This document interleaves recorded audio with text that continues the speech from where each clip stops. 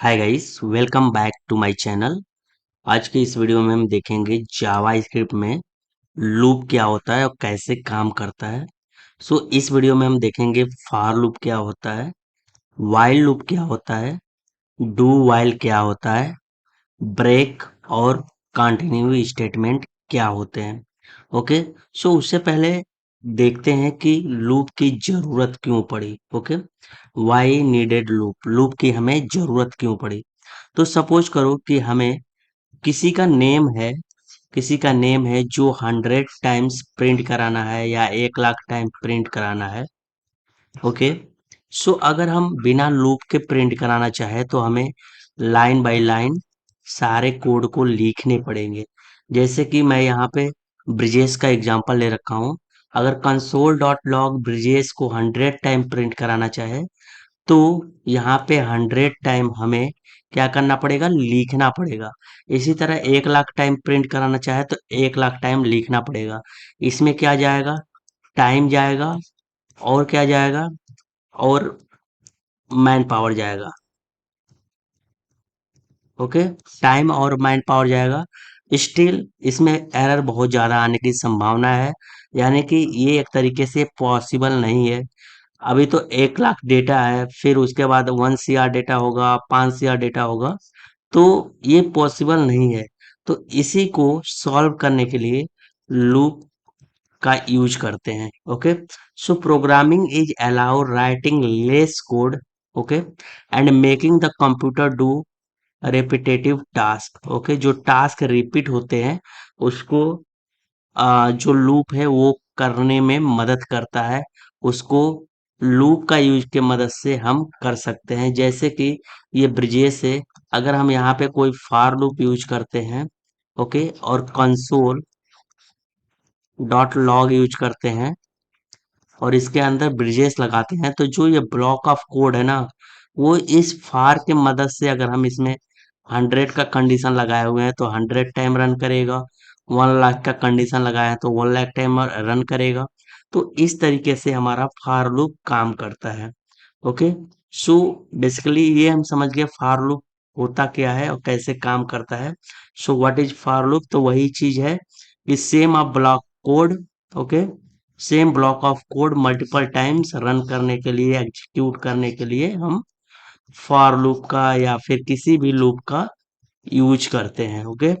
Loop कोई भी हो, वो ब्लॉक ऑफ कोड को मल्टीपल टाइम रन करने के लिए किया जाता है, जो कि जो ब्लॉक ऑफ कोड होगा वो सिमिलर टाइप का कोड होगा। ओके। सिर्फ इसका डेटा चेंज होगा, ओके, स्ट्रक्चर चेंज नहीं होगा। ओके। आई होप कि आप इसे समझ रहे होगे। ओके। रियल लाइफ का अगर एग्जांपल की बात करें तो आप ऐसे समझो कि जैसे हम किसी भी ई कॉमर्स वेबसाइट में हम कोई प्रोडक्ट शो कराते हैं, आप देखते होंगे बहुत सारे प्रोडक्ट है, इस तरीके से हम शो कराते हैं। तो ये जो प्रोडक्ट आप देखते होगे तो इस प्रोडक्ट में केवल और केवल डेटा चेंज होता होगा, इसका लॉजिक सेम रहता होगा, राइट। ये जो प्रोडक्ट है ना, ये लूप का यूज करके बना है। ओके, ये लूप का यूज करके रेंडर होता है। जितना लूप में कंडीशन लगा होगा उसके हिसाब से ये रेंडर होता होगा। अगर फ्रंट एंड पे रेंडर हो रहा है तो मैक्सिमम चांस है मैप फंक्शन आता है जावा स्क्रिप्ट का, जो कि हम लोग आगे किसी वीडियो में पढ़ेंगे, इसका यूज करके होता है। ये भी इंटरनली लूप ही है। ओके।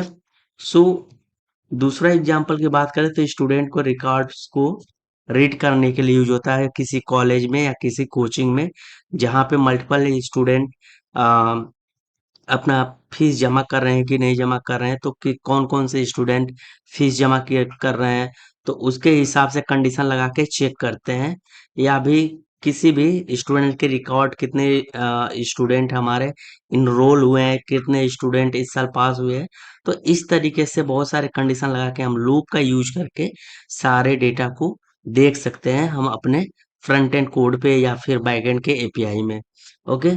आप यहाँ पे देख सकते हो without loops programming would become almost impossible. मतलब कि यही बात है ना कि आप मल्टीपल कोड कब तक लिखोगे, 1 lakh code, 2 lakh low code, line of code कब तक आप लिखोगे बिना लूप के। सो यही बात है कि बिना फॉर लूप या किसी भी लूप के कोड ऑलमोस्ट इम्पॉसिबल है, कोडिंग करना, प्रोग्रामिंग करना। ओके, चलो अब हम देखते हैं अपना लूप। कौन सा लूप देखते हैं? For loop. Okay, so for loop the most commonly use loop in Java script. Okay, Java script में जो ये फॉर लूप है वो बहुत ही ज्यादा यूज होता है। आप समझ जाओ कि ऑलमोस्ट 95 टू 98% काम हमारा फॉर लूप कर देता है। और मैप फंक्शन भी यूज होता है, जो कि अब मैं आने वाली वीडियो में बताऊंगा। ये बहुत ही पावरफुल है, पावरफुल है। बिना इसके आप जावा स्क्रिप्ट में कोडिंग कर ही नहीं सकते आज के डेट में। ओके, इतना ये पावरफुल है। ये तो मैक्सिमम जगह फॉर लूप को भी रिप्लेस कर रहा है। एक आता है मैप, एक होता है फॉर ईच करके। ओके, जो कि मैं आने वाले किसी वीडियो में आपको बताऊंगा। ओके, सो फॉर लूप का जो सिंटेक्स होता है वो होता है for initialization, condition, increment. Okay, initialization में हम क्या करते हैं कि किसी भी वेरिएबल को इनिशियलाइज करते हैं कि कहाँ से लूप स्टार्ट होने वाला है। ओके, कंडीशन में हम क्या करते हैं कि कब तक ये लूप चलेगा, कब तक ये लूप चलेगा। ओके, इंक्रीमेंट में क्या करते हैं कि हम इनिशियलाइजेशन को इंक्रीमेंट करते रहते हैं कि जब तक कि ये कंडीशन हमारा मैच न कर जाए। और ये जो होता है ब्लॉक ऑफ कोड होता है, हम इसमें एक्चुअल कोड करते हैं जो हमें शो कराना होता है, जो हमें शो कराना होता है, जो हमें देखना होता है। या ऐसे भी कर सकते हो कि ऐसा इसमें कोड लिखते हैं जो हमें बार बार बार बार एक लॉजिक को यूज करके यूज करना होता है। ओके, अब एक एग्जांपल यहाँ पे देख सकते हो आप। एक example, let I equals to 1, I is less than equals to 5, I plus plus. Okay, so यहाँ पे आई इक्वल्स टू 1 यहाँ पे इनिशियलाइज किया गया है। ओके, और ये कंसोल कराया गया है ब्लॉक में। ओके, तो अब ये काम कैसे कर रहा है? तो सबसे पहले आई इक्वल्स टू 1। ओके, फिर यहाँ पे आके चेक करेगा i is less than equals to 5। जो ये आई इक्वल्स टू 1 है, ये कंडीशन ट्रू कर रहा है, हाँ ट्रू कर रहा है, तो ये कंसोल कर देगा। ओके, तो ये आप देख सकते हो आउटपुट 1 आया। अब उसके बाद जो आई इक्वल टू 1 है ये जाएगा यहाँ पे और ये इंक्रीमेंट हो जाएगा। ओके, इंक्रीमेंट हो जाएगा। तो इंक्रीमेंट होने के बाद फिर से जाएगा यहाँ पे कंडीशन में चेक करेगा कंडीशन। तो यहाँ पे 2 हो जाएगा, 2 is less than equals to 5, yes. तो यहाँ पे 2 प्रिंट कर देगा। तो इसी तरह तब तक ये घूमता रहेगा, ये वाला पोर्शन जब तक घूमता रहेगा तब तक कि ये कंडीशन फॉल्स ना हो जाए। अगर फॉल्स होता है तो ये जो लूप है वो बाहर आ जाएगा और दूसरे लाइन को अपना कंपाइल या फिर रन करना शुरू कर देगा। ओके, सो सिंपल सा है, इसमें कुछ ज्यादा ऐसा कुछ है नहीं बताने के लिए। लेकिन जब आप करना स्टार्ट करोगे तो आपको सारी चीजें समझ में आना स्टार्ट हो जाएगी। ओके, अब हम बात करते हैं while लूप की। Okay, so a while loop executes as long as condition is true. Okay, so इसमें क्या था, जो हमारा फॉर लूप था उसमें हम इनिशियलाइज भी एक ही साथ करते थे। ओके, कंडीशन भी चेक करते थे और इंक्रीमेंट भी करते थे। इसमें क्या होता है कि हम जो भी एक कंडीशन है उसको बस चेक करते हैं कि ये कंडीशन ट्रू है या फॉल्स है। ओके, अगर ट्रू रहेगा तो ये वाला जो कोड है ये वर्क करेगा, अगर फॉल्स रहेगा तो ये बाहर आ जाएगा। और इसमें कुछ नहीं है। अब इसका जो इंसलाइजेशन है ना, अगर हमें जरूरत पड़ती है इंसलाइज करने का तो हम इसका इंसलाइजेशन पहले ही कर देते हैं, ये कोड लिखने से पहले ही हम इसका इंसलाइजेशन कर देते हैं। जैसे यहाँ पे एग्जाम्पल के तौर पे आप देख सकते हो। ओके, सो यहाँ पे आप देखो, let I equals to 1 while I is less than equals to 5, console.log I plus plus and output. Okay, अब इसके साथ एक डिफरेंट ये है कि आप देख सकते हो कोई भी स्टेटमेंट लिखने के बाद हम क्या कर रहे हैं यहाँ पे, इंक्रीमेंट कर रहे हैं। ओके, ये जो फार लूप है ना, फार लूप और वाइल लूप ऑलमोस्ट सेम ही काम कर रहा है। ओके, सो इसीलिए ये थोड़ा कम यूज होता है। सो आई होप कि आपको ये चीजें समझ में आई होगी। ओके, अगर नहीं आई हो तो प्लीज कमेंट जरूर करो। मैं फिर से इस पे एक सेपरेट प्रोग्रामिंग से रिलेटेड वीडियो बना के आपको दिखाऊंगा कि ये कैसे काम करता है। ये जो थियोरेटिकल चल रहा है ये नहीं चलेगा उस वीडियो में, अगर आप कमेंट करते हो तो। ओके, अब यहाँ पे देखो, why i plus plus is important. Okay, so अगर हम इसको प्लस प्लस नहीं करेंगे तो क्या होगा, लूप कभी एंड नहीं होगा और ये इसे बोलेंगे हम infinite loop. Okay, so most of the time जो वाइल लूप है, अगर हम इसमें कुछ गलतियां करते हैं, अगर वाइल लूप ऑलवेज ट्रू रह जाता है तो ये एक इनफाइनाइट लूप में फंस जाएगा। ओके, इससे क्या होगा, मेमोरी लीक हो जाएगी। मेमोरी लीक का प्रॉब्लम होगा, हमारा प्रोग्राम स्लो हो जाएगा या फिर रुक जाएगा। ओके, और एक और चीज इसमें सबसे बड़ी बात होगी कि इसका जो रिजल्ट है वो बिल्कुल बिल्कुल हमारे प्रोग्राम को ब्रेक कर सकता है। ओके, तो इसलिए हमेशा ये ध्यान दिया जाता है कि जब भी आप व्हाइल लूप लिखो तो उसमें ट्रू हमेशा नहीं होना चाहिए। अदरवाइज ट्रू हुआ तो हमारा जो कोड है वो खराब हो जाएगा, किसी काम का नहीं रहेगा और ये जो लूप है इनफाइनाइट लूप में फंस जाएगा। ओके, हम इसको इनफाइनाइट लूप तभी यूज कर सकते हैं जब इमरजेंसी पड़े, किसी चीज का जरूरत पड़े कि नहीं ये हर बार चलना ही चाहिए और रुकना नहीं चाहिए, तब हम इसमें ट्रू यूज करके या वाइल ट्रू फॉल्स मतलब ट्रू यूज करके हम देख सकते हैं। ओके, अब हम बात करते हैं डू वाइल लूप का। Okay, do while loop. Okay, देखो ये भी सिमिलर होता है वाइल लूप की तरह। ओके, लेकिन इसमें एक चीज ये होता है कि एटलीस्ट एटलीस्ट वन टाइम्स ये चलता है। ओके, चाहे कंडीशन ट्रू हो चाहे कंडीशन फॉल्स हो, ये एक बार तो चलेगा ही चलेगा।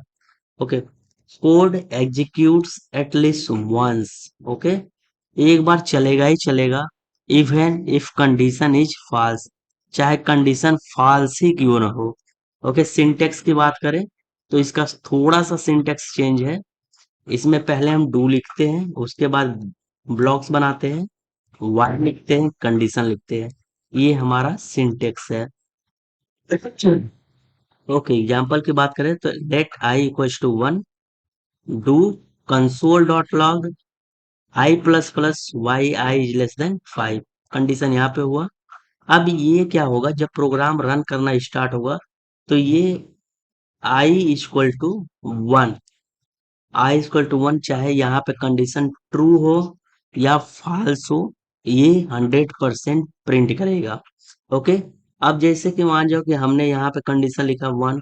ओके, अब इसके हिसाब से इस कोड के हिसाब से, इस कंडीशन के हिसाब से इसका जो आंसर आएगा 1 2 3 4 5 आएगा। ओके, 1 2 3 4 5 आएगा।